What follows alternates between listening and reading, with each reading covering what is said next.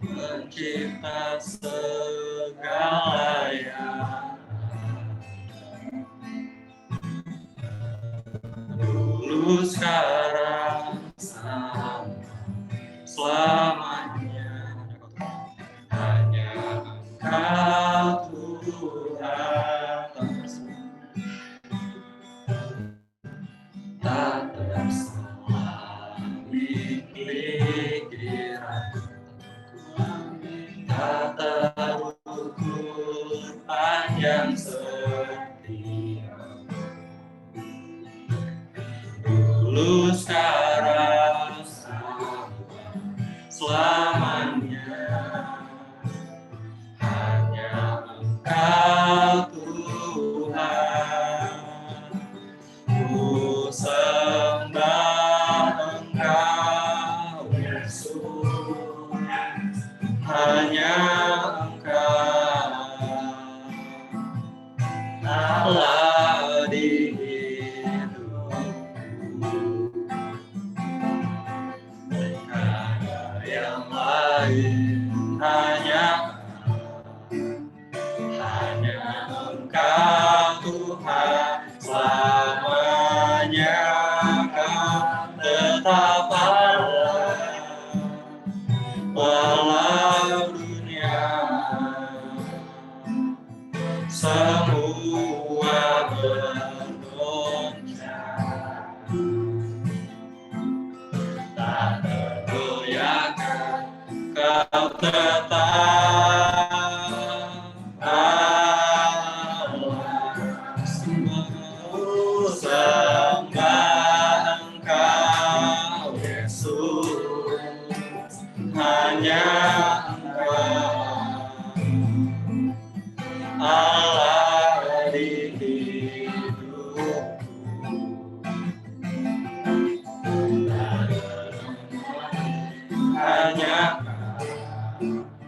hanya Engkau Tuhan, selamanya Kau tetap Allah. Walau dunia semua bergoncang, tak tergoyahkan Kau tetap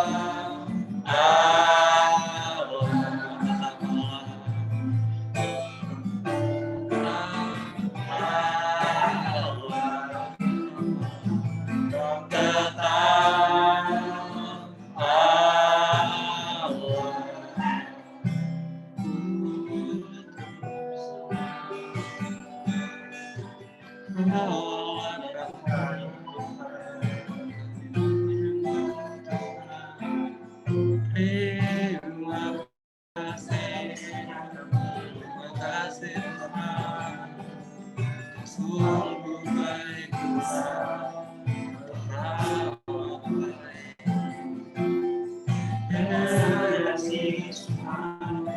bersama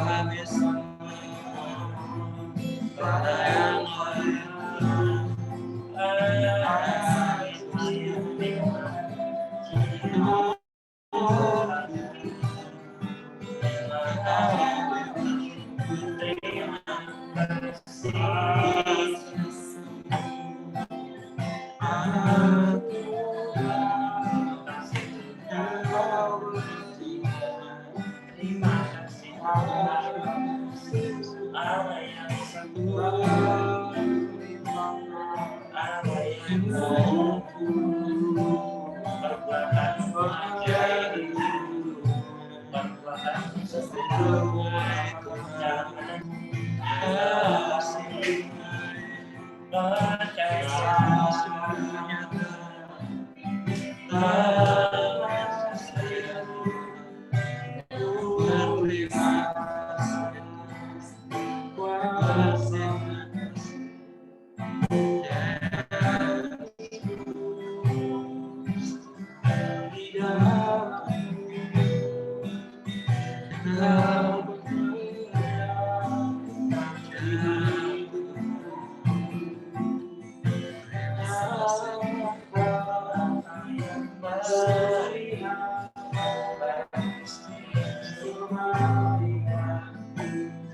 Terima kasih Tuhan buat apa yang Tuhan berikan bagi setiap kami Tuhan. Terima kasih Tuhan atas kebaikan dalam hidup kami Tuhan. Kami sungguh bersyukur Tuhan punya Allah yang seperti Engkau Tuhan. Allah kami yang luar biasa Tuhan, Allah kami yang hebat Tuhan. Ada Allah yang seperti Engkau, Engkau cuma Allah kami satu-satunya Tuhan. Kami bersyukur punya Allah seperti Engkau Tuhan. Di setiap kami Tuhan, ini penyembahan kami Tuhan, penyembahan kami Tuhan membawa harum di hadapan-Mu Tuhan.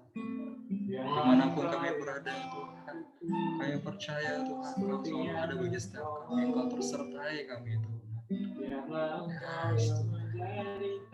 Sembahlah kami yang luar biasa Tuhan. Kami berterima kasih Tuhan, sungguh Tuhan. Terima kasih dari kata-kata yang bisa melukiskan kebaikan Tuhan dalam hidup saya. Terima kasih. Sungguh baik Tuhan. Sungguh Tuhan. Tuhan terima kasih Tuhan. Terima kasih Tuhan. Tuhan kami memulai Tuhan ibadah kami Tuhan. Sebentar kami mau sharing-sharing Tuhan. Biarlah Engkau Tuhan yang terus sertai kami Tuhan. Biarlah kami Tuhan menangkap apa yang Kau sampaikan ke kami Tuhan.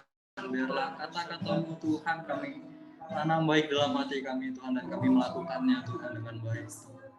Biarlah kelak Tuhan dapat berbuah harum di hadapan-Mu Tuhan. Tuhan terima kasih Tuhan, terima kasih. Tuhan ini kami Tuhan, kami memulai ibadah kami Tuhan. Biarlah Engkau yang terus sertai Tuhan, Engkau sertai Bang David Tuhan dalam menyampaikan sharingnya nanti Tuhan. Tuhan terima kasih Tuhan. Ini doa kami Tuhan dalam nama Tuhan Yesus, Tuhan Yesus selamat kami, haleluya, amin.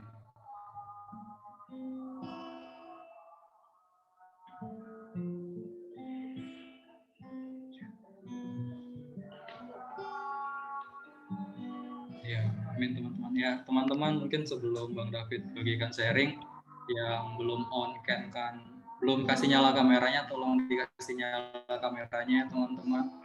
Dan kalau tidak bisa kasih nyala kameranya, tolong chat di grup minta izin. Ya, dipersilakan ke Bang David, Bang. Oke, Tuhan, shalom. Kita kedengaran ya? Shalom, shalom Bang. Shalom Bang, kedengaran. Kedengaran ya. Oke, Tuhan. Salam jumpa, lama kita nggak ketemu. Ini ada yang baru ya? Mahasiswa baru ya? Iya Bang. Salam kenal. Nama saya David Bene Siregar. Saat ini domisili di Melak, Kutai Barat. Alumni Teknik Sipil tahun 2003, termasuk volunteer lah. Tuhan, diizinkan Tuhan jadi volunteer pertama, angkatan pertama. S1 Teknik Sipil tahun 2003, tapi hari ini selain sebagai konsultan konstruksi juga sebenarnya lebih ke full timer di gereja gitu ya, jadi sebagai gembala meneruskan pelayanan Bapak. Jadi itu aja ya perkenalannya ya. Nanti mungkin yang lain-lain bisa ditanya sama abang-abang kakak kalian. Tuhan, ini saya bisa share screen ya? Bisa Bang. Saya, tapi belum di enable kayaknya. Oke. Ya.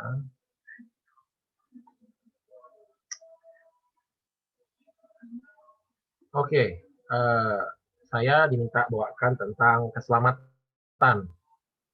Ya, ini adalah satu pengetahuan dasar bagi orang-orang Kristen sebelum melangkah lebih jauh di dalam kekristenannya, gitu ya. Saya akan coba menjelaskan dalam bahasa-bahasa yang sederhana. Nanti kalian boleh tanya kalau memang ada yang nggak mengerti. Dan kalau memang sudah ada yang memahami ini dengan baik, biarlah ini jadi peneguhan. Tapi kalau memang ada yang belum memahami tentang prinsip ini, mari siapkan hati, kita buka pikiran kita kepada pekerjaan Roh Kudus supaya kita semua bisa mengerti apa yang Tuhan mau gitu ya bagi kita. Oke, puji Tuhan. Saya akan bicara tentang janji keselamatan di dalam Kristen atau pengikut Kristus. Ya, Kristen itu sendiri berarti adalah pengikut Kristus. Ya. Jadi untuk pertama kalinya orang-orang di Antioquia disebut orang Kristen karena mereka dilihat memiliki cara hidup dan pola hidup persis seperti yang Yesus ajarkan, sehingga mereka bilang mereka ini orang-orang Kristen, para pengikut Kristus. Nah, saudara, teman-teman, apa yang sebenarnya menjadi dasar atau fondasi iman kita? Saya akan masuk kepada 3 pertanyaan yang utama, gitu ya. Pertanyaan yang pertama, apakah surga dan neraka benar-benar ada? Jika neraka adalah tempat penghukuman kekal, berarti surga adalah tempat orang-orang benar yang bebas dari hukuman berkumpul. Kita semua memilih, dan apa yang menjadi pilihanmu? Pertanyaan ketiga, bagaimana caranya memilih surga? Kedaulatan siapakah surga itu? Nah, sekali lagi penjelasan ini kita tetap bersumber kepada Alkitab. Mengapa Alkitab? Karena inilah yang kita percaya sebagai otoritas tertinggi kita. Ya, kalau kita mau membandingkan kebenaran ini dengan berbagai macam pengajaran dunia ini nggak masuk akal gitu ya. Karena kita harus kembali kepada apa yang Alkitab sampaikan. Dan kita percaya baik diwahyukan kepada para nabi, baik ditulis oleh para rasul ataupun perkataan Yesus sendiri, kita percaya bahwa Alkitab itu adalah otoritas yang paling tinggi di dalam kehidupan orang percaya. Nah, saudara, kalau kita masuk kepada 3 pertanyaan ini, berarti kita mesti tahu jawabannya. Pertanyaannya, yang pertama, apakah surga dan neraka benar-benar ada? Ya, menjawab pertanyaan nomor 1, mari kita lihat dalam Yohanes 14 ayat 2-3. Nah, inilah yang menjadi dasar yang paling utama dalam kehidupan kita untuk menjawab apakah surga dan neraka benar-benar ada. Yesus bilang begini, di rumah Bapakku banyak tempat tinggal. Jika tidak demikian, tentu aku mengatakannya kepadamu, sebab aku pergi ke situ untuk menyediakan tempat bagimu. Nah, kita percaya bahwa Yesus pergi ke tempat yang disebut surga untuk menyediakan tempat bagi kita. Dan apabila aku telah pergi ke situ dan telah menyediakan tempat bagimu, aku akan datang kembali dan membawa kamu ke tempatku, supaya tempat di mana aku berada, kamu pun berada. Nah, ayat ini menjadi petunjuk bagi kita yang pertama bahwa surga itu benar-benar ada dalam konteks perkataan Yesus sendiri. Rumah Bapakku katanya banyak tempat tinggal. Dan kalau tempat itu sudah tersedia bagimu, aku akan datang kembali dan membawa kamu ke tempatku. Nah, yang harus kita garis bawahi adalah kata-kata ini, supaya di tempat aku berada, kamu pun berada. Maksudnya, dunia akan mencoba menawarkan beberapa konsep surga. Tetapi pertanyaannya, apakah di surga yang ditawarkan oleh dunia ini ada Yesus berada di sana? Karena kita semua harus pergi di mana Yesus ada. Karena kita disebut sebagai pengikut Kristus. Ya kan? Lalu masih menjawab pertanyaan nomor 1, Wahyu 21 ayat 8. Apakah surga dan neraka benar-benar ada? Wahyu 21 ayat 8 berkata begini, tetapi orang-orang penakut, orang-orang tidak percaya, orang-orang keji, orang-orang pembunuh, orang-orang sundal, tukang-tukang sihir, penyembah-penyembah berhala, dan semua pendusta, mereka akan mendapat bagian di dalam lautan yang menyala-nyala oleh api dan belerang. Inilah api yang kedua. Ini yang menjadi petunjuk bagi kita orang percaya bahwa neraka itu adalah benar-benar ada. Ini yang ditulis di dalam Wahyu. Wahyu ini adalah hasil penglihatan Yohanes di Pulau Patmos. Dia melihat bagaimana orang-orang yang berlaku jahat di bumi ini dan tidak percaya dan tidak mau mengaku Yesus, mereka mendapat bagian dalam lautan yang menyala-nyala oleh api dan belerang. Inilah kematian yang kedua. Jadi, 2 ayat ini, teman-teman, menunjukkan bahwa surga dan neraka ada menurut konteks Alkitab. Ya, menurut konteks Alkitab, ini ada. Nah, 2 ayat di atas menjelaskan dari perkataan Yesus sendiri. Namun Tuhan meneguhkan perkara ini dari beberapa orang yang diizinkan Tuhan mengintip surga melalui kematian sementara. 2 ayat ini dua ayat yang di atas tadi menjadi peneguhan bahwa surga dan neraka itu ada menurut apa yang Alkitab. Tapi bagaimanapun manusia seringkali perlu untuk meminta bukti yang lebih jelas. Benarkah surga dan neraka itu ada? Dan kalau kalian buka di YouTube, mendengar kesaksian beberapa orang yang mengalami mati suri di bawah Tuhan untuk melihat surga dan neraka itu ada, itu menjadi satu peneguhan bagi kita bahwa surga dan neraka itu benar-benar ada. Ya, itulah yang ditunjukkan Tuhan kepada beberapa orang yang menerima karunia untuk. Nah, catatan penting tentang surga ini adalah surga yang sangat berbeda dengan yang dipercaya oleh banyak agama di dunia. Karena di surga ini ada Kristus Yesus. Ayat ini mematahkan konsep semua agama sama Tuhannya, hanya jalan yang berbeda. Saya nggak tahu apakah kalian pernah mendengar tentang konsep yang bilang bahwa semua agama sama, semuanya menuntun kepada kebaikan. Benar, kalau semua agama tidak menuntun pada kebaikan, manusia tidak mau mengaku itu sebagai agama. Masalahnya kemudian pertanyaan terbesar adalah, apakah di sorga yang ditawarkan oleh agama-agama di dunia ini ada Yesus Kristusnya? Karena kita mengakui Yesus Kristus sebagai Tuhan dan Juru Selamat kita. Itu kenapa tadi dikatakan, di rumah Bapakku banyak tempat tinggal. Yesus sendiri ngomong seperti ini. Aku akan membawa kamu ke tempatku supaya di tempat di mana aku berada, di mana Yesus berada, kamu pun berada. Jadi ini teman-teman yang menjadi kunci penting kita memahami keselamatan dasar. Bahwa sorga yang Yesus janjikan bukanlah sorga seperti yang banyak agama di dunia ini janjikan. Sorga yang banyak agama dunia janjikan, di sana tidak ada Kristus. Tapi Yesus bilang sorga yang kumaksud adalah di mana aku ada di sana. Yesus ada di sana. Yang kita sebut Tuhan, yang kita sebut Juru Selamat kita, dia ada di sana. Ya. Jadi ini yang harus kita pahami pertama. Nah,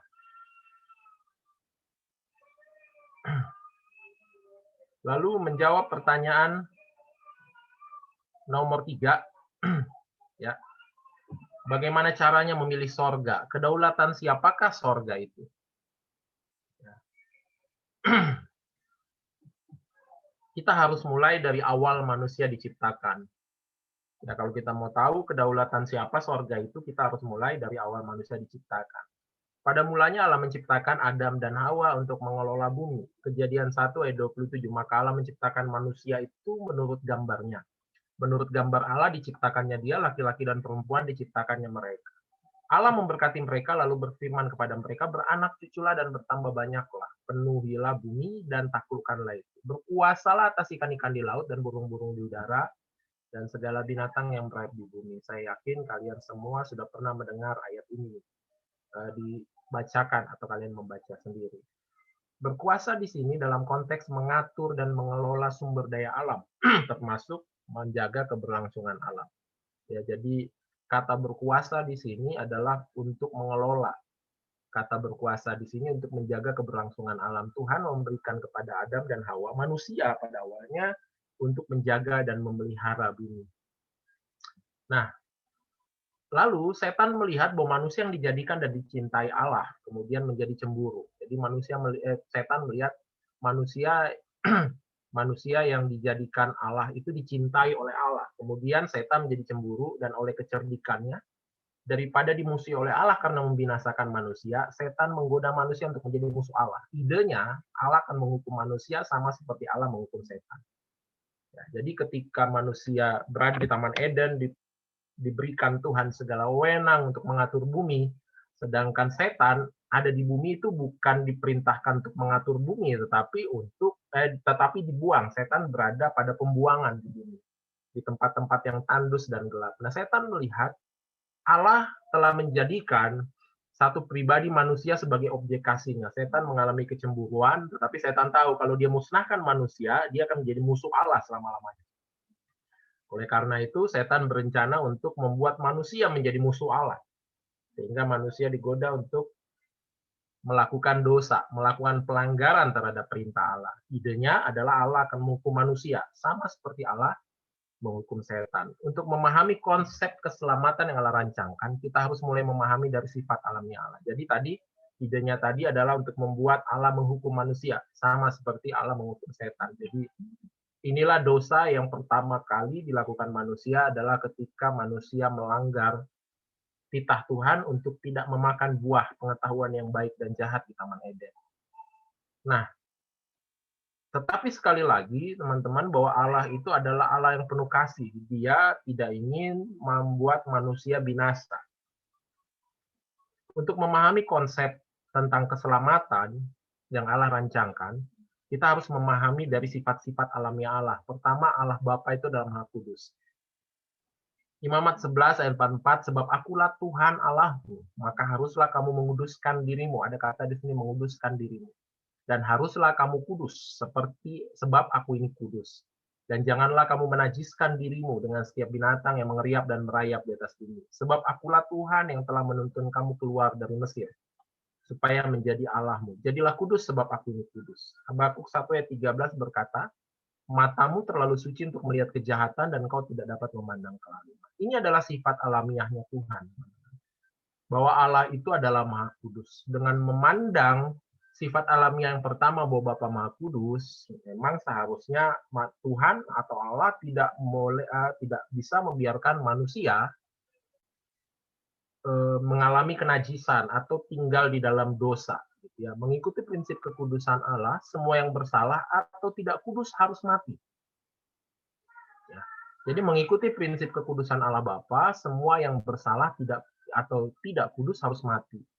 Lalu Allah menetapkan syarat penghapusan dosa supaya manusia tidak mati, yaitu dengan korban hewan disembelih.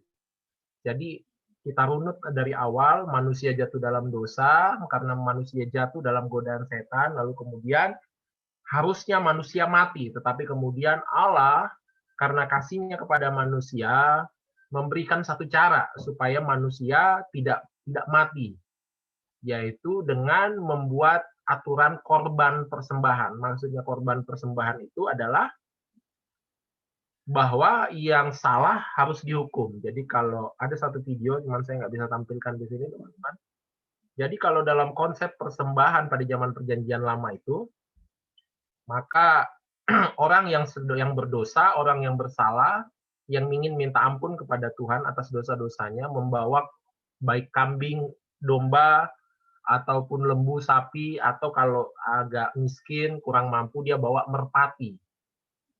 Lalu kemudian itu ditunjukkan kepada imam apabila calon korban, hewan korban itu dianggap sah, tidak ada cacatnya, dia lalu oleh imam disuruh mengakui dosa-dosanya dengan cara meletakkan tangan di atas kepala hewan yang akan disembelih. Dengan maksud bahwa semua dosa dan kesalahannya akan ditimpakan kepada hewan tersebut. Sehingga oleh dengan cara demikian, hewan tersebut layak untuk mati menggantikan manusia berdosa tadi. Lalu sebagai tanda bahwa manusia tersebut diterima pengampunan dosanya, maka darah korban tadi, darah hewan tadi dipercikkan atau dioleskan di dahi orang yang berdosa tadi. Ini adalah tanda pengudusan. Dengan cara itu Tuhan tidak akan murka kepada manusia dan kemudian manusia boleh beroleh pengampunan. Nah, oleh syarat ini, pertanyaannya kemudian harus berapa banyak korban yang mati agar kita beroleh keselamatan. Bayangkan kalau cara ini masih diterapkan, teman-teman, sampai hari ini. Ya, yang tidak punya kambing domba, yang nggak punya lembu sapi, tidak akan pernah bisa dapat pengampunan dosa.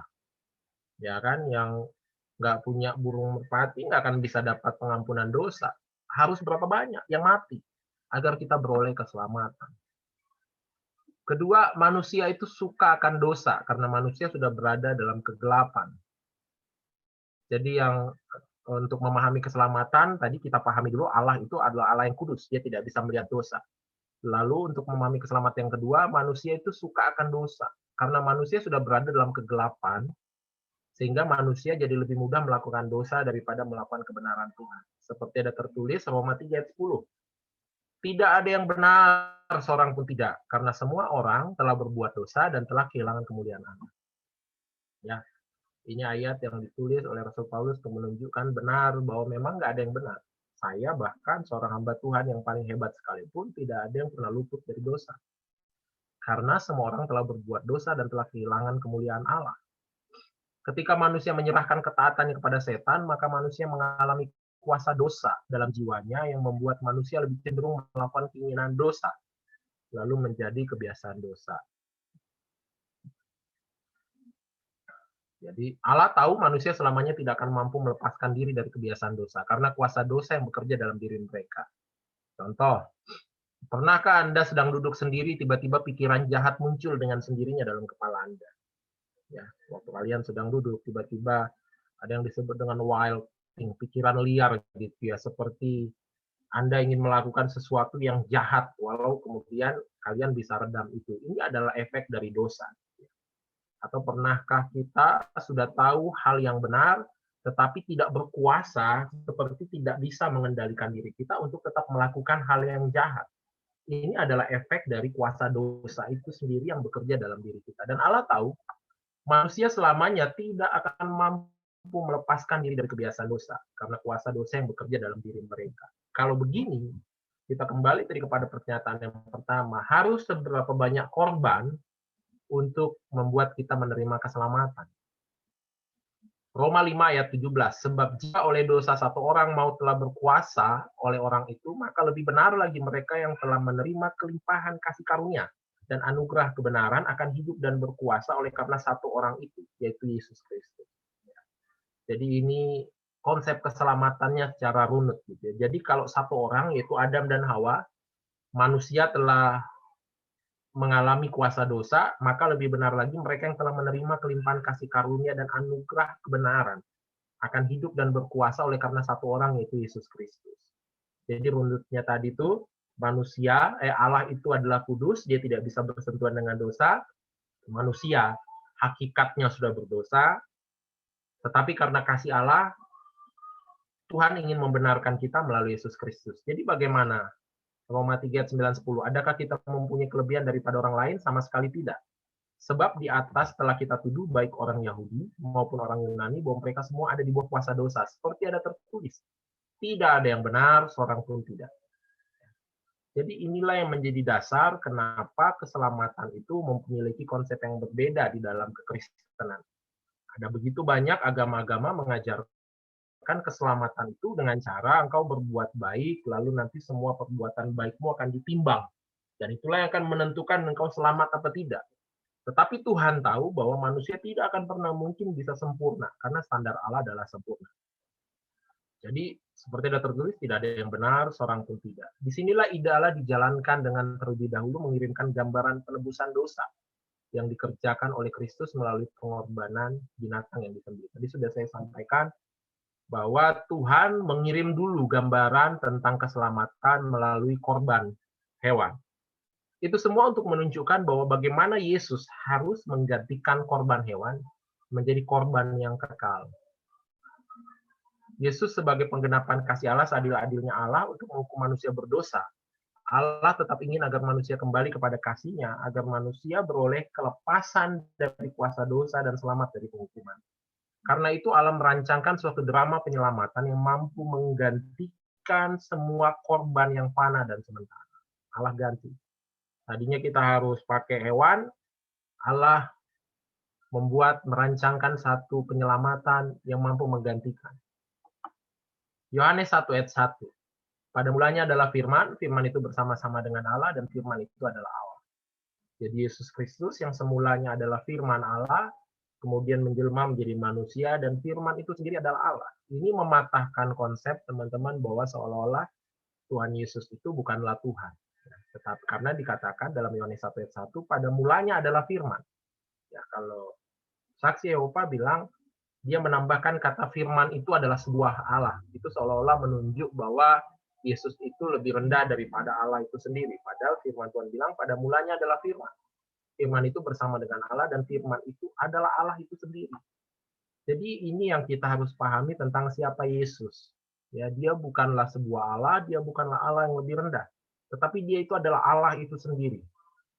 Ya, ia pada mulanya bersama-sama dengan Allah, segala sesuatu dijadikan oleh dia, dan tanpa dia tidak ada sesuatu pun yang telah jadi dari segala yang telah dijadikan. Ya, intinya kita tahu dulu, Yesus Kristus itu adalah Allah itu sendiri. Jadi seperti domba yang tersembelih karena dosa manusia yang mengorbankannya, demikianlah Yesus layak mati menggantikan kita di kayu salib, agar semua yang tidak kudus boleh memandang Allah yang kudus melalui salib Kristus. Nah, ini penting teman-teman, kita pahami. Apa sih fungsi Yesus Kristus harus mati di kayu salib? Sekali lagi, bahwa Allah itu adalah Allah yang kudus. Matanya, kata Habakuk tadi, tidak bisa memandang dosa. Jadi bagaimana supaya Allah bisa memandang manusia? Harus ada perantara antara manusia dengan Allah. Sehingga Allah memandang perantara itu Yesus Kristus. Dan itu kenapa selalu dikatakan kita orang-orang benar berlindung di balik salib Kristus.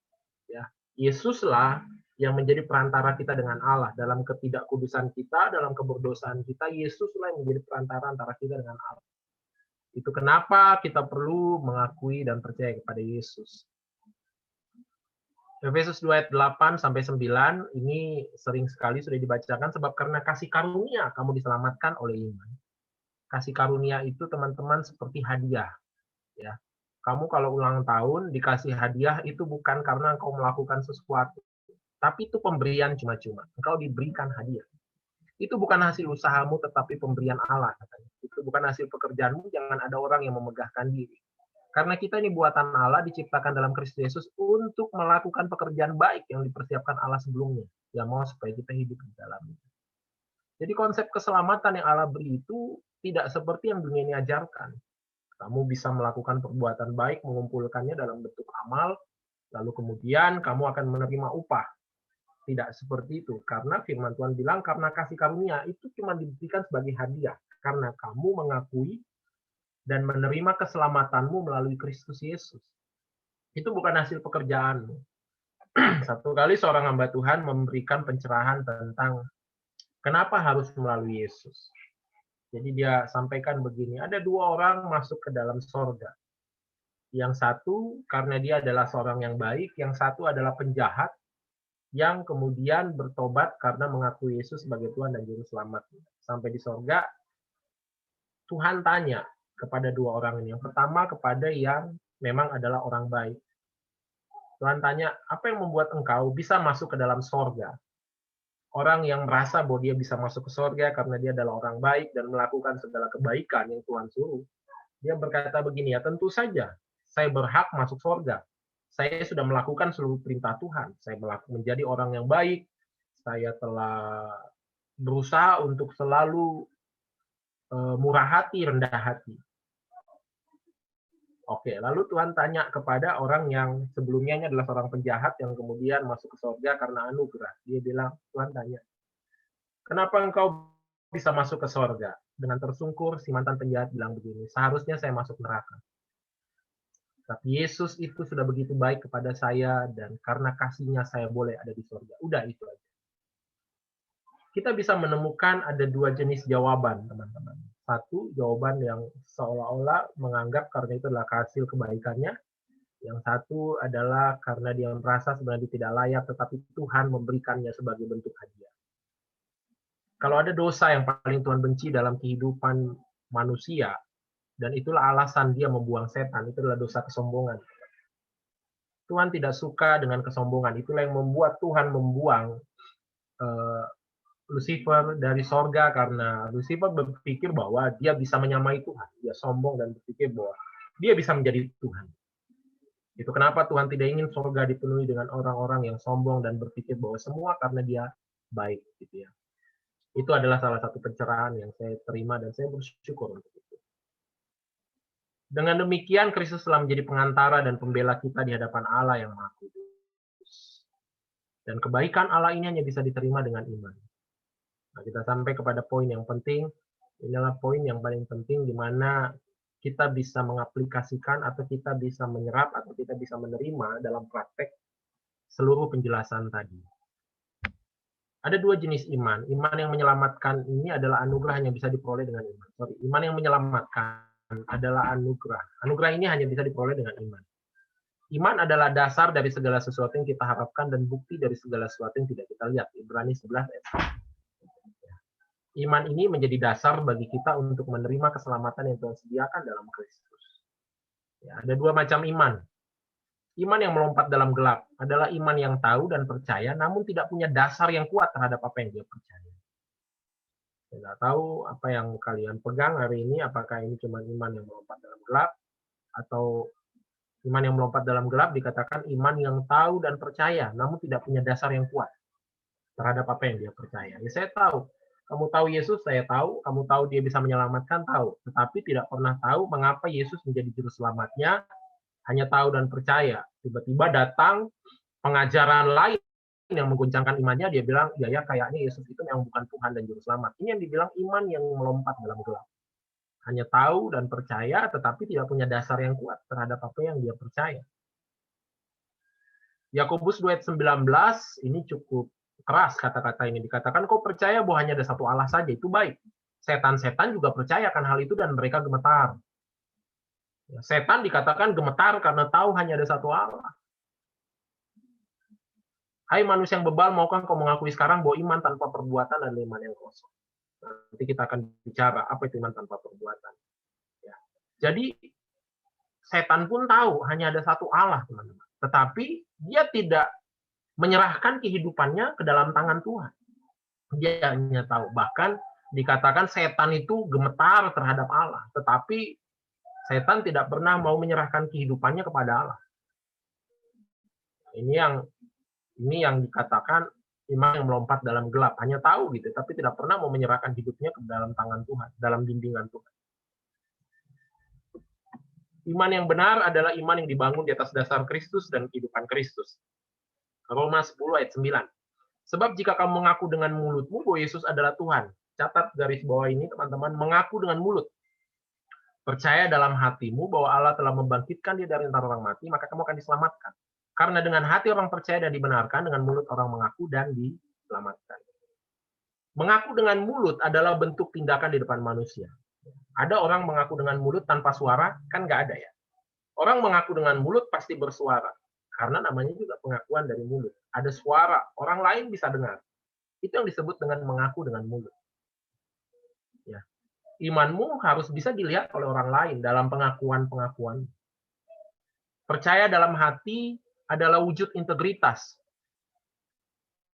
Mau orang lihat ataupun tidak, keyakinan itu kekal di dalam.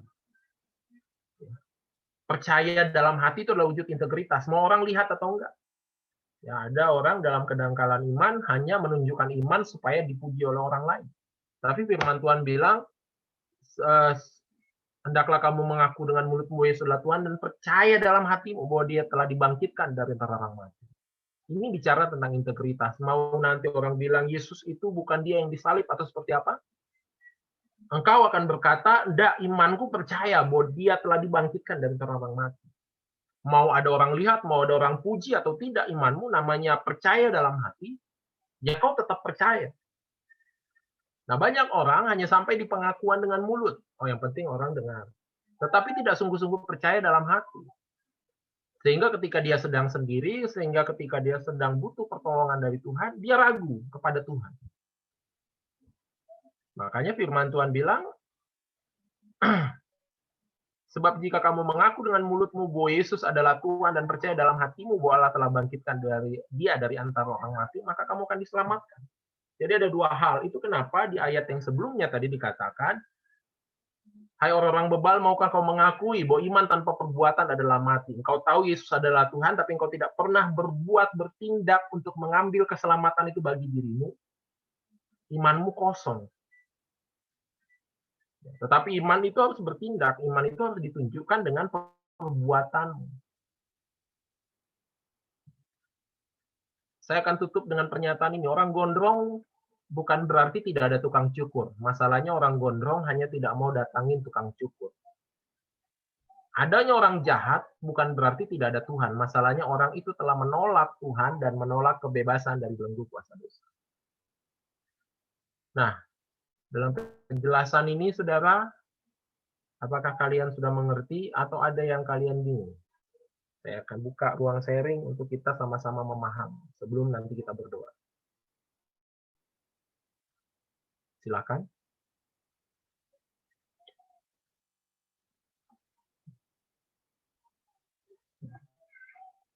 Apakah sudah dipahami atau masih bingung? Apakah saya kecepatan?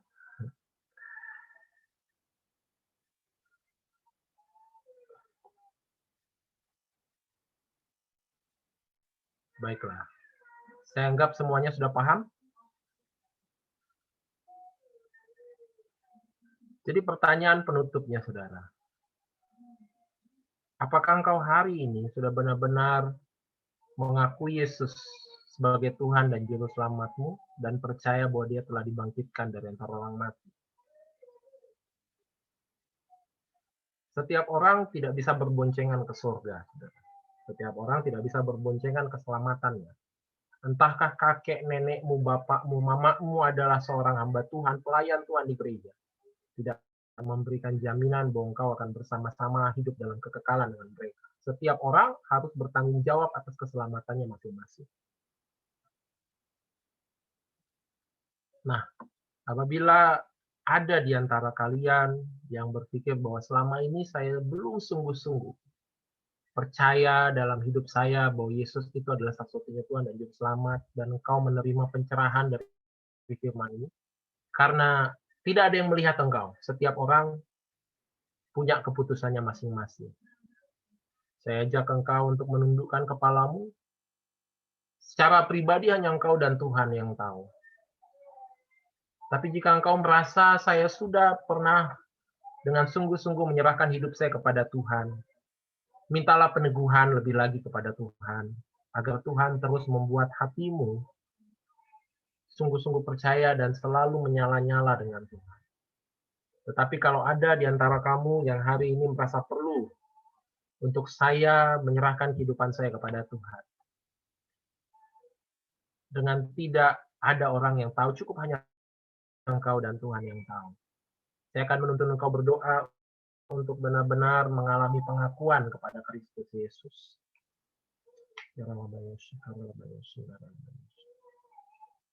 Bagi engkau yang merasa bahwa engkau hari ini butuh Yesus sebagai Tuhan dan Juru Selamat, engkau mau berada di sorga di mana Yesus ada, bukan berada di sorga di mana Yesus tidak ada.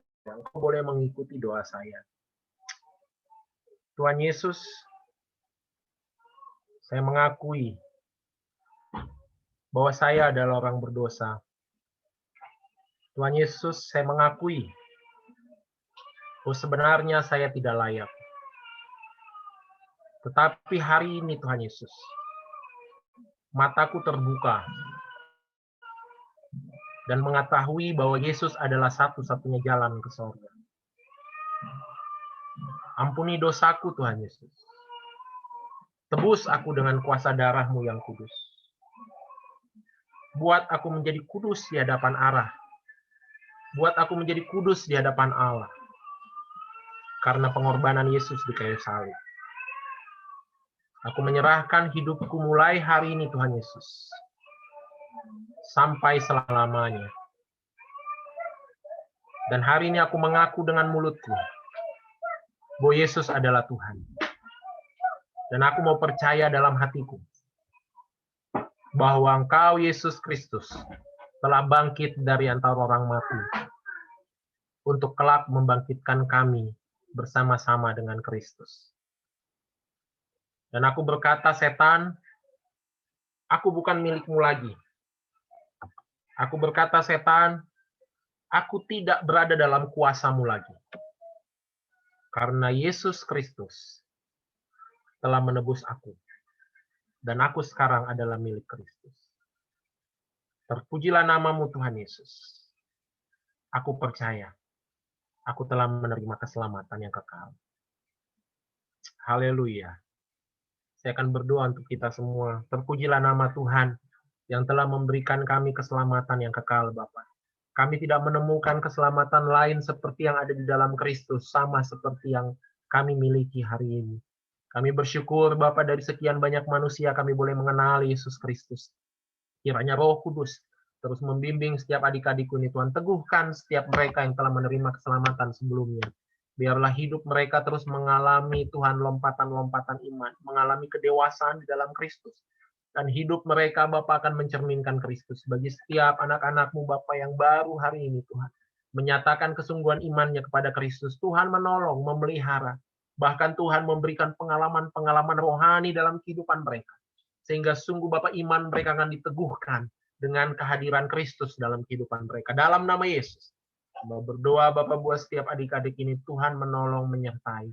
Dan kami bersyukur Tuhan buat setiap firman yang kami dengar, buat keselamatan yang kami sudah terima dan pernah terima dalam Kristus. Di dalam nama Yesus. Haleluya. Amin. Tuhan, saya kembalikan kepada yang tugas.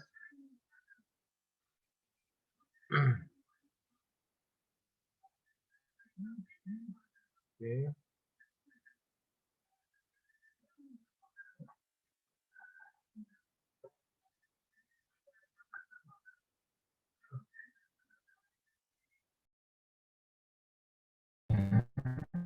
Terima kasih Bang buat sharingnya malam hari ini.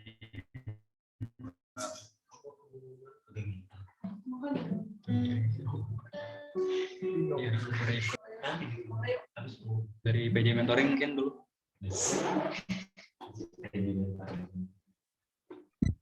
Tes. Ya, jaringan saya sepertinya kurang bagus. Ini suara saya kedengaran aja? Kedengaran, Bang. Iya. Oke. Terus, Bang. Oke, untuk info mentoring, di sini semua hadir ya? Yang ngambil agama, maksudnya mentoring. Oke, untuk info mentoring. Ini kan satu cara. Nanti internalisasinya mungkin bisa dikejar sama kakak pembimbingnya. Nanti diatur aja jadwal untuk internalisasinya, dan minggu depan mentoring kita tetap dilaksanakan dan masuk ke bahan 2, yaitu Yesus sebagai Tuhan.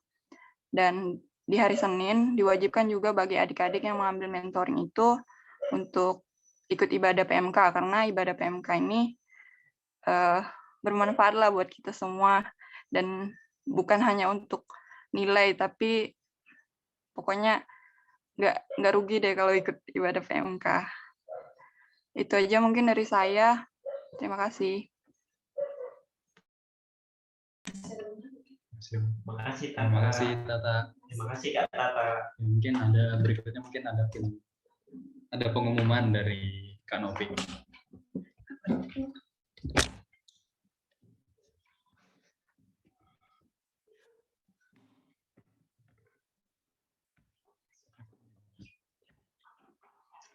Oke, shalom semuanya.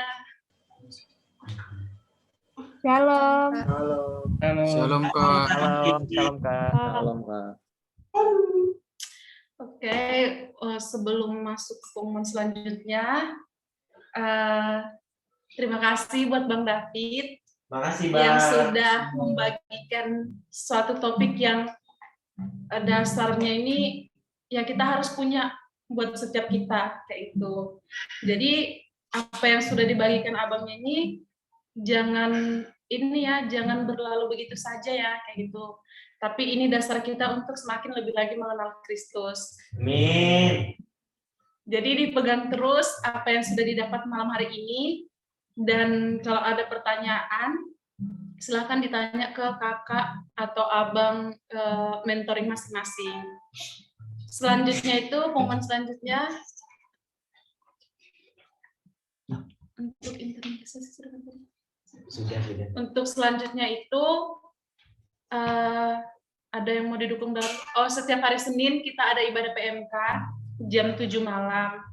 Jadi semuanya harus datang ya, yang mentoring wajib datang untuk ibadah PMK. Dan tapi jangan juga merasa terpaksa, aku datang aja deh ibadah PMK gara-gara mentoring, kayak itu. Jangan juga yang seperti itu. Tapi lebih diubah lagi pola pikirnya. Mungkin awal-awal kita merasa terpaksa datang ibadah PMK gara-gara mentoring. Tapi kalau setiap kita mengalami, kita pasti bakal mengubah pola pikir kita. Saya datang karena kerinduan dengan Tuhan, kayak itu. Jadi setiap hari Senin dicatat ya, setiap hari Senin jam 7 malam. Amin. Via Zoom. Kalau ada yang mau offline silahkan datang ke kontrakan Bang Stanley di Perjuangan 7. Oke, terus selanjutnya Oh iya, dikabarin ya teman-teman yang belum hadir saat ini. Jangan lupa juga isi absen. Ada absen di sini? Pokoknya hadir dari awal sampai akhir. Karena kita bakal absen dari awal sampai akhir nantinya. Setelah selesai ibadah. Jangan setelah selesai firman keluar semuanya. Enggak. Tapi sampai berakhirnya ibadah. Terus untuk persyaratan masuk, bukan persyaratan sih, ketentuan di Zoom kan sudah dikasih tahu harus on cam, terus nama lengkapnya itu harus dicantumkan ya. Kecuali kalau benar-benar ada kendala jaringan yang nggak bisa ditoleransi, itu baru bisa diizinkan. Itu pun harus izin juga ya ke abang atau ke kakaknya. Nah, setelah itu ada yang mau didukung dalam doa kah?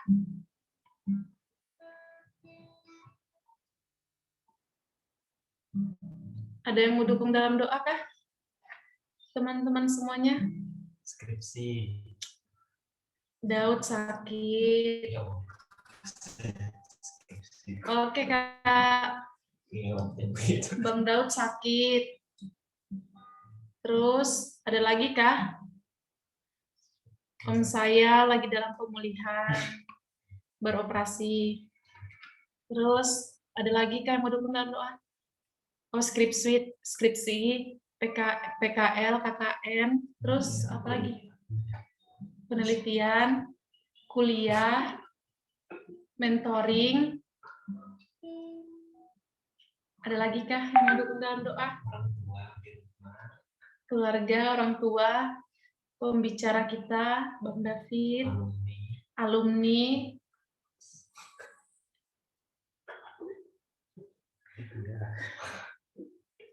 Ada lagi kah yang mau dukung dalam doa?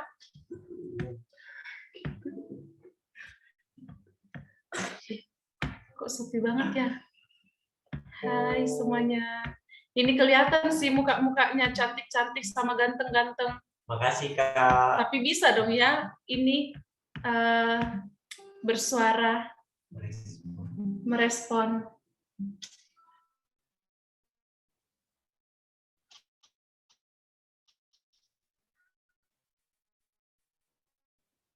Ada lagi kah yang mau didukung dalam doa?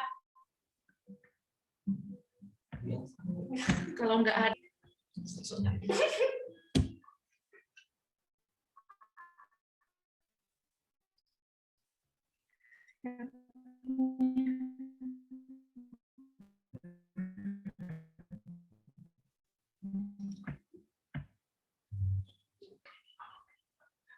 Oh iya. Bang Reo tutup dalam doa. Setelah itu nanti, setelah selesai doa, buat ini ya Bang, apa itu jargon PMK? Jargon. Nanti Bang Reo bakal tuntut kita buat jargon PMK. Jadi, semuanya nanti bebas berekspresi.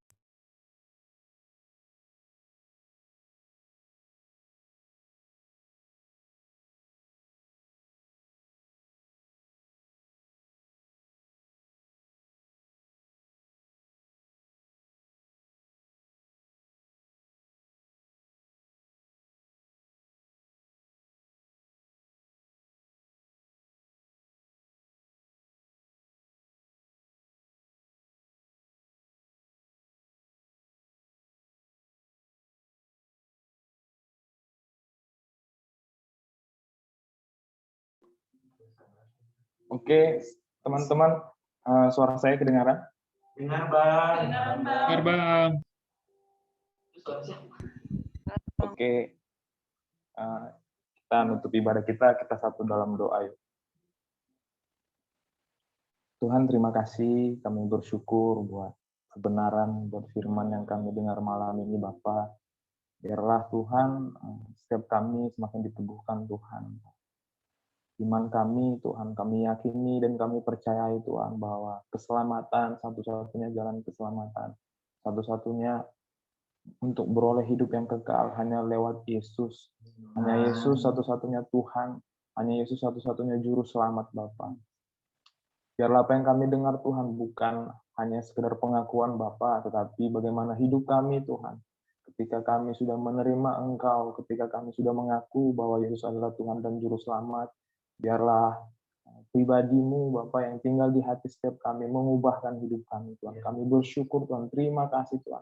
Hari-hari yang kami lewatin, Tuhan, kami percaya Engkau akan memulihkan setiap kami, Tuhan. Dari segala dosa, dari segala kebiasaan dosa, dari segala keterikatan, Tuhan. Kami percaya dan kami imani, Tuhan, bahwa Engkau yang akan dapat memulihkan kami, Bapa. Terima kasih, Tuhan. Kami juga mau berdoa, Tuhan, buat